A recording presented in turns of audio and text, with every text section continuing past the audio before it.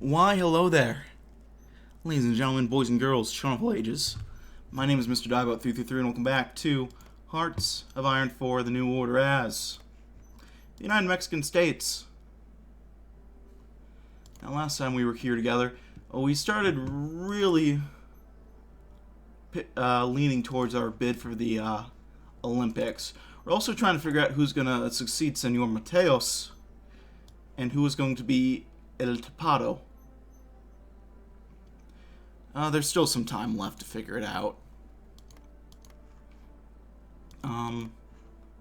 There's time to check out some of these areas. There's like one here and one in here in Zacatecas. So let's check out Nuevo Leon. This northern Mexican town amidst the Sierra Madre Oriental has its roots in the 16th century Spanish Empire, where it became a vital trading post between San Antonio, Tampico, and Mexico City. It was here that Mexicans held off Americans, but ultimately surrendered to the Mexican-American War. It was here that Mexicans saw the French retreat during the French intervention. The city had seen its fair share of conflict, but today the city remains a vital source of steel production in Mexico. Now we have Zacatecas. Tucked away deep in the Sierra Madre mountain range, the city of Zacatecas was founded in 1564 as one of the preeminent mining colonies of the Spanish Empire, earning the name Con rostro de cantera rosa y corazón de plata, with a face of pink stone and a heart of silver. Referencing the deposits of pink sandstone and silver ore its mines and quarries were most famous for. Heavily valued by Spain for its mineral wealth as well as its key strategic position, the city was so thoroughly admired by King Philip II that it was granted the title of Muy Leal and Muy Noble. Very good and very noble, respectively. Noble? It's noble, I think. With the onset of the War for Mexican Independence, the people of Zacatecas proved themselves among the best and bravest of Mexico's patriotic revolutionaries, joining Fidalgo's insurrection just days after the mythic cry of Dolores, where it would succeed in fighting off the Spanish for a decade, eventually winning its independence from Spain along with Mexico, becoming the capital of a new and free state of Zacatecas in 1823. During the era of the 19th century, Zacatecas would become a growing center for the arts as part of a series of rapid modernization under the dictatorship of the Porfiriato, one that would be interrupted by the Mexican Revolution, where the city would become the site of a legendary day-long battle where Pancho Villa's rebels triumphed over the army of Victoriano Huerta, considered by many to be one of the greatest and bloodiest battles of the Revolution. In the later half of the 20th century, the city has fallen on rough times. The Mexican Revolution has caused enough damage to trigger demographic freefall and atrophy, with parts of the city appearing almost abandoned. This lack of development crippled the economy of the city and led to decades of recession and decline, both made worse by the depletion of the city's silver deposits and little in form of international investment. Not always bleak in Zacatecas, however. The lack of development in the city allowed it to remain a much older and more traditionally Mexican visual appearance and aesthetic, which has since allowed for the city to transition its economy towards tourism and commerce, with slow but moderate success. Well, there we go. It's all coming together, I think.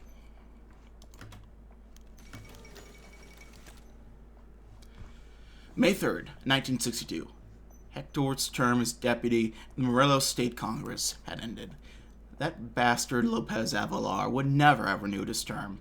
Hector was a keen supporter of Avelar's rival, Ramon Delgado Gil, as nominee for governor in 1958. Avelar eventually ended up prevailing in the end, and over the past 4 years he had routinely hamstrung Hector and Ramon, keeping them in the dark at every opportunity. Hector's term lapsing had only confirmed what had already been the case. He was irrelevant. The thought of that bastard Lopez Avelar, one of a gang of traitors who murdered Zapata back in 1919, becoming the governor of the most revolutionary state in the nation, made his stomach churn in disgust. His hand seemed to strangle the steering wheel as he drove along sleepy country roads. The man had no supporters among the common people, the salt of the earth. The only reason he was in power was because he had friends in high places. All while Hector would have to put up a mid-level position within the Morelos CNC. It made his blood boil. The party machine was working against him, clearly, against good men, him and Ramon, letting fucking vultures like Avelar roam around the place. Where was the justice in the world? As a car coughed and sputtered over the hill, The side of the town sparkled in the dusk. The power line, standing colossal and walking parallel down the hill with its mighty cables, powered the lights and electricity in every hometown. And it was he, Hector Campuzano Rojas, who had erected it. Avalar could lock him out of the halls of power, but it would still be his party. He'd come thus far, and John Huhulta proud as its favorite son. He just needed to hold out until 64.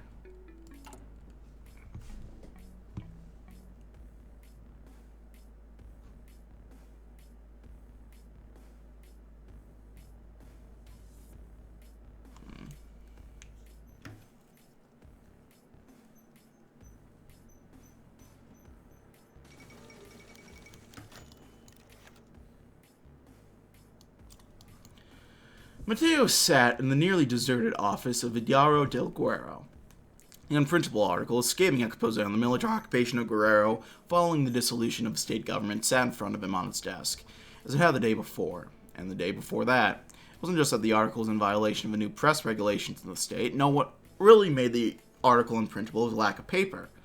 Last week, after a series of inflammatory pieces on the new regime in the state, the police stopped approving sales of paper to the printing houses. Most of the workers have been sent home then. There were still journalists drafting articles and editors like Mateo to review them, but otherwise they were running a skeleton crew. The boss wasn't sure when they'd be back in operation, and until then they had to cut costs. Somewhere outside his office a phone rang. Mateo stepped out into the silent space and made his way between the rows of empty desks towards the sound. He'd been pulling double duties as the boss's secretary the past few days. Now there were many more phone calls to take anymore. He lifted the handset to his mouth and spoke. "This is the Diario del Guerrero. How can I help you?" "Hello. This is Felipe Delgado. I'm a lawyer representing the state of Guerrero." Mateo's heart sank. "We believe that the articles printed in your paper concerning the actions of state government are malicious falsehoods. If your paper continues to act as a threat to the public order in Guerrero, we'll have no choice but to pursue legal action for the crimes of libel and social dissolution." God, what was he going to tell his boss? The text of unprintable articles flashed through his mind, the stories of the beatings in dark alleys, interviews with the people who survived the massacres in the streets. However, the state of Guerrero would like me to pass on a generous offer. They will send a legal team to review every article before it goes to print. They'll help your team to draft a more truthful portrayal of events. What do you say? I'll have to take it up with my boss," Mateo replied. They both knew there was no choice but to agree.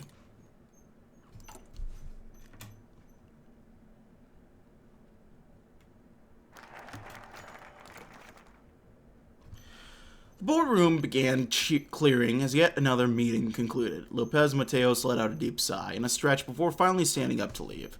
His body, still not acclimated to the time zone and being forced to remain sedentary all day, was starting to take its toll. Leaving the room, he took this as an opportunity to stretch out his legs during the interlude. Strolling around the conference building where these meetings were taking place, he encountered his Secretary of External Relations doing the same. The President beckoned Barroud to join him in an empty room so they could catch up on developments. Barroud released a groan as they both sat down. "Couldn't we wait a few days to begin these discussions? I'm still completely jet-lagged. It's a miracle I haven't dozed off in the middle of one of those meetings. But judging by what's been said so far, it's not like I would be missing out on much." Barad chuckled to himself, Lopez Mateos joining him with a quick laugh. "It's not ideal, but we'll just have to make do. You know why we're doing all these god-awful meetings. It's because I have my eyes on the prize. Hosting the Olympics in Mexico. Bringing the world's athletes to our nation, making our statement in the history books. This is why we're killing ourselves, buttering up all these foreign representatives. We can't prepare a bid on our own. We need foreign support." A grin slowly emerged on Barad's face. A gush of energy filled both men as they thought of the successful bid entered their minds. The fatigue they had been enduring melted away as they focused on the task at hand. A flame ignites.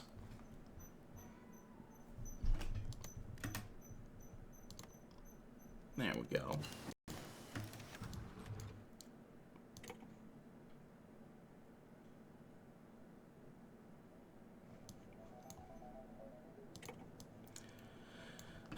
To put it bluntly, we cannot secure the 1968 Summer Olympics as things stand now, explained Secretary Barrard. We need more support, ideally from a country that can bring others to our side. In other words, a superpower. But how can we win them over, and which power should we approach? Since we're a broad confidence mile. Your Excellency, I believe Japan is the ideal partner for this.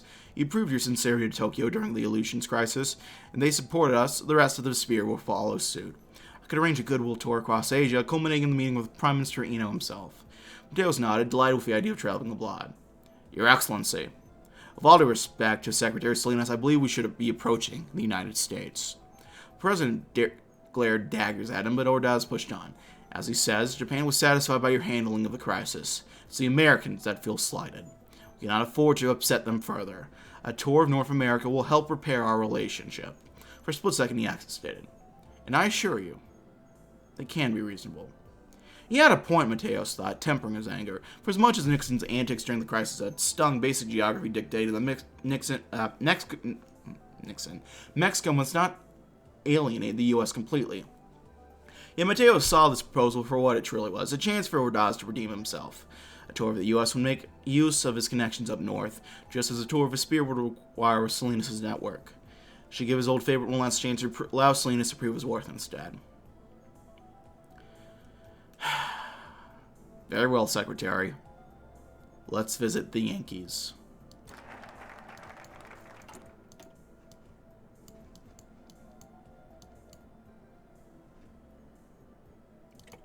To say that Mexico and the U.S. have had a turbulent history would be an understatement.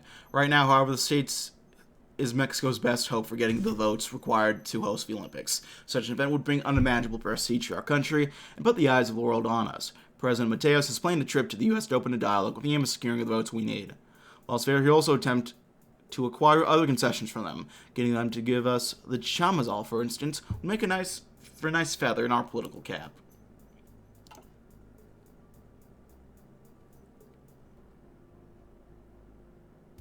We're getting some decent options, it looks like.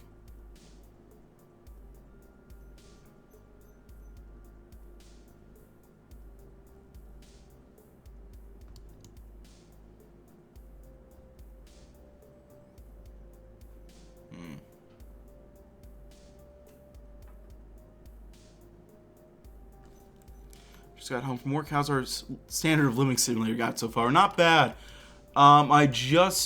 Not bad half. I just decided we're gonna side with the we're gonna lean on the Americans to get us the Olympic bid. Now that's gonna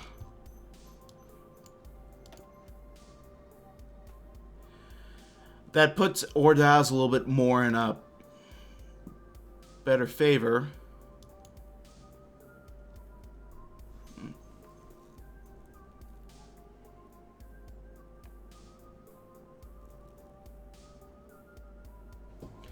Interesting. So, well, not necessarily. I'm reading this right now, and it's makes me think not necessarily. Currently, the U.S. proposal value is 0. Having proposal value 4 more will ensure a strong position when negotiating for superpowers backing for the Olympics, whereas a proposal value of 3 to 2 will give us an adequate application. Anything below could throw our application into contention. However, proposal value of 5 or more is likely to make us over-reliant on America, and force Mateos to seek out more leftist, independent politicians within its government. This is what strikes me as interesting. So if we go too far towards the Americans, that might empower these guys and get us a third-party option. Now, currently, they have a -8 opinion. Salinas has a 2. Ordaz has a -2. But if it gets above, I think it's 1. Yeah, 1 or more, a new contender for succession may appear. So I want to see if we can get this new contender going. Carlos marched down the narrow streets of Chilpancingo with a small crowd of fellow protesters. This was the latest in a long string of demonstrations in the city by the ACG, the Guerrero Civic Association. He had been with the group for 2 years, taking a stand against the police regime that had settled over the region since the state government had been dissolved for the first time in the mid-50s. Okay, over 5 powers of leftists, so I wonder what I mean by new contender. I'm guessing it's the third option, because there are 3 options. There's Mateos. Well, no, Mateos is the current guy. There's Ordaz, there's Salinas, and then there's Madrazo. I think he's a third option. I think if we push hard enough, Madrazo will appear as an actual option. Yeah. He'd been with the group for 2 years, taking a stand against the police regime that had settled over the region since the state government had been dissolved for the first time in the mid-50s. The government was dismissed for a second time, and soldiers manned checkpoints at every street corner. Not that it had done much to dissuade the groups from organizing. Even after the marches last December, it was simply a matter to get people into the streets. It seemed like everyone knew someone who was harassed or beaten by soldiers for crimes of going about their day. And so they marched, and they waved signs, and they yelled. All the while, packs of soldiers brandished rifles and watched them pass by. Occasionally, other men would join them, men with plainclothes and hateful eyes who tucked handguns into their waistbands and cursed and spat on the demonstrators. Anything to give them a reason to start shooting. Carlos had just passed up a group of the agitators when one of them picked up a rock on the street and threw it into the crowd. It hit Carlos on the brow. Someone next to him started towards the man who had thrown at it. In an instant, it was December again, and everything was smoke. The cracks of rifle fire and the smoke and the screams of Inez's blood on his face, and all down his shirt. Carlos reached out and caught the arm of his fellow dissident right by his grip. Just to leave him. No arguments were made. The price of retaliation was clear. They would not get killed today. They could only hope it would not happen tomorrow. Alright, so.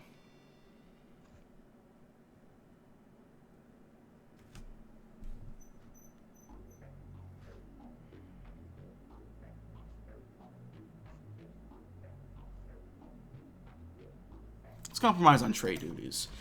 The giant to the north has insatiable demands for oil, for beef, for farm workers, for absolutely anything our nation can supply. The U.S. also has an abundance of the machines, technical expertise, and finance our nation so desperately needs as it industrializes. Accordingly, we must take every step to improve relations and secure economic growth for Mexico. The best place to start would be lower tariffs and duties with our most traded goods. Excuse me. Take some water.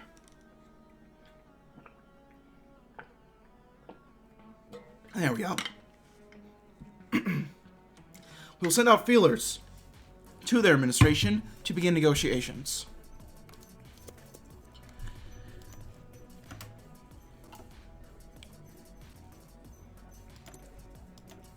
Alright, let's get working on more of this stuff.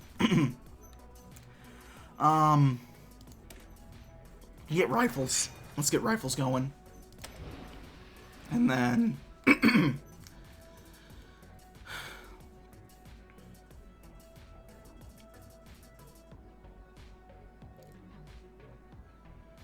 we could do, let's do industry management.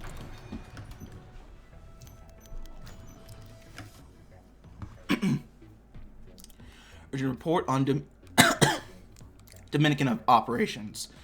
Dirección Federal de Seguridad. Issue: Sim assassination attempt within the federal district.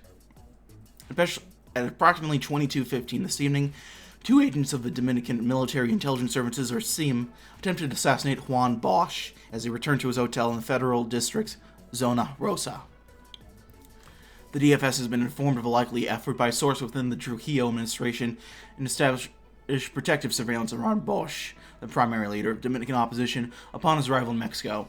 Noting a Toyota with shaded windows trailing Bosch's taxi for multiple blocks, a DFS agent rammed the vehicle with his own while calling for backup. 2 armed men fled the Toyota but were pursued and dispatched by multiple agents in a firefight. The profile of one of the assassins matched a known SIM agent, but the other was unknown to DFS sources. Both possessed high-quality fabricated documents identifying them as Banco de Comercio employees and carrying modern German armaments. Agents are currently attempting to identify some contacts, safe houses, or entry points used by the 2 men, but progress has been slowed by injuries sustained in the operation. Until such time as those assets are seized and the lack of additional infiltrators confirmed, Bosch's safety cannot be guaranteed. The Trujillo government has also responded to past defeats by targeting Mexican security and political officials. Further espionage operations by the Dominican Republic constitute an escalating threat to national security. Respectfully, Captain Luis de la Barreda Moreno. Forward immediately to President Lopez Mateos. How's the pan looking? Have expanded any from last night? Saw an event here that in Baja California that said they got 36% of they're getting 36% of the vote, at least according to polls. So I think they're doing okay. It's coming together, at least. Hold on. Let's see if a little bit more water will help.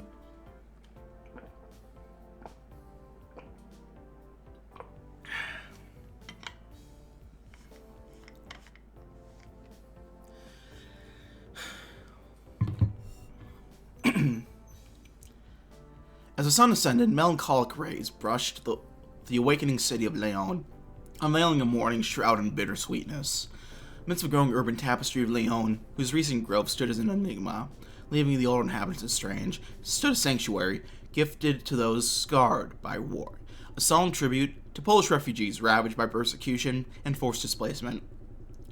This estate was where the children of a nation gripped by German oppressors found solace far from their lost homeland. Inside the estate's walls, a rustic aura permeated the lives of the original migrants and their families. They tended the land, embracing their communal center, gifted 2 decades prior. Children frolicked and elders reflected, their thoughts wandering to life sacrificed on the journey to Santa Rosa, their little paradise. Among them was Valentina, a young woman in her 20s, her formative years, entwined with survivors and scant memories of Poland, of her parents. As she wandered the labyrinth corridors of the estate, faded recollections resurfaced, imbuing every corner with nostalgia. Every inch whispered of resilience, of men, women, and children acquainted solely with destitution. They endured the clutches of Nazi Empire, only to be cast like livestock into the Siberian tundra by the Soviets. Yet life emerged resilient from adversity. They stood now beneath Leon's sun, embracing newfound opportunities, defying fate's decree. They'd survived the horrors inflicted upon Poland, carving a place for themselves beyond the oppressive yoke of conquerors who sowed desperation, devastation, and despair. In their hearts surged an unyielding spirit, an anthem of survival. In their eyes gleamed determination, shedding the shackles of desolation. As the sun bathed the city in golden hues, the children of Santa Rosa estate danced upon the ruins of the past, their footsteps weaving a symphony of hope. Melancholy and bittersweetness intertwined in every stride. No to resilience within a nation reborn, their little Poland. Where there is doubt, let me bring faith. I was curious what the needed stuff it looks like. I think that happened in 63, I think you're right. That sounds about right to me. Okay, let me check real quick.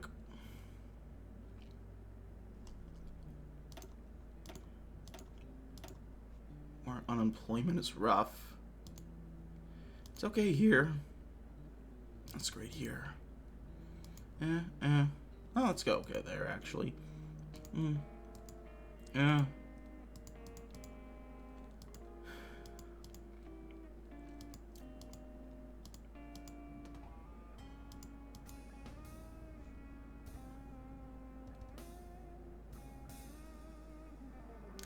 I'd say it's probably less bet to do it in,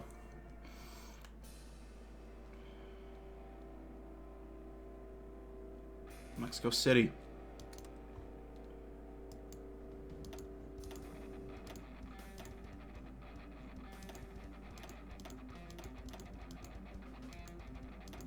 Yeah, let's do it. We need to sponsor some industry, perhaps.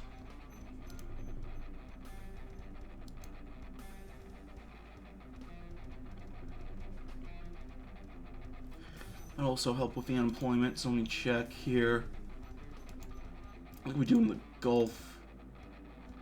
Will probably be the best play. Yeah, let's sponsor it in the Gulf. Knock things well enough.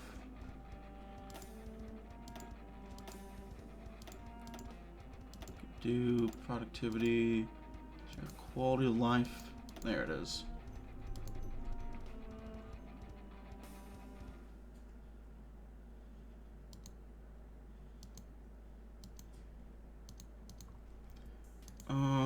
Slightly comfortable.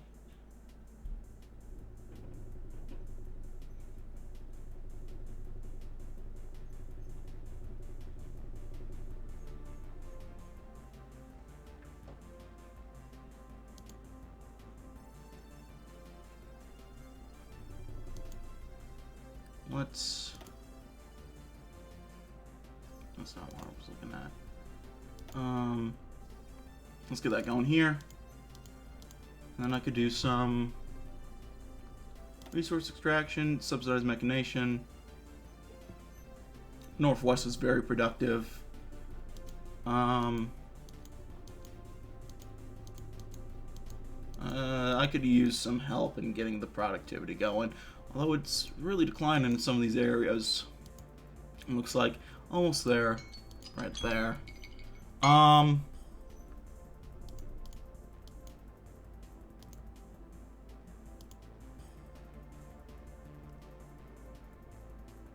it's causing it to go down.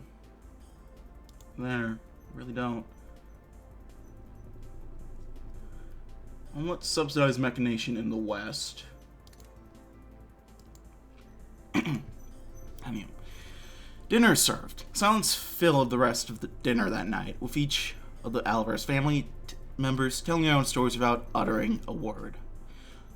Jose ate the meal of his own, simple making with haste, not even batting an eye to any of his children before finishing, after which he promptly returned to his chair. The newspaper won't read itself. Out of the ordinary, Miguel spoke nothing of his day, simply picking away at his beans. His looming father had made clear by his wife Lena's heavily pregnant state, a fact which ate at him more than he ate his meal. Lena stood in stark contrast with a larger portion, a meal which she savored every bit, seeing as she was feeding too. Marie, on the other hand, sat with blank expression on her face as she flopped the chili around with her fork, seemingly uninterested in consuming the pepper as though thoughts unknown swirled in her mind. Rodrigo couldn't take it. Leaving his meal after a few bites, he snuck away in plain sight to the roof. The rest of the kids too scared to do anything about it, lest the unspoken be confronted.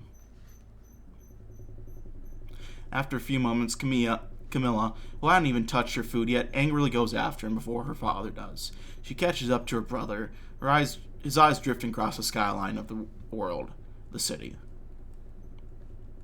Father will be angry, Rodrigo. Please come back. The moonlight reflects off a tear into Camilla's sight, crawling down Rodrigo's right cheek. She leaves her outburst unfinished, placing her arm on her brother's shoulders. I miss her too, Rodrigo. I miss Mom as well. Guadalupe Castro, born on this day.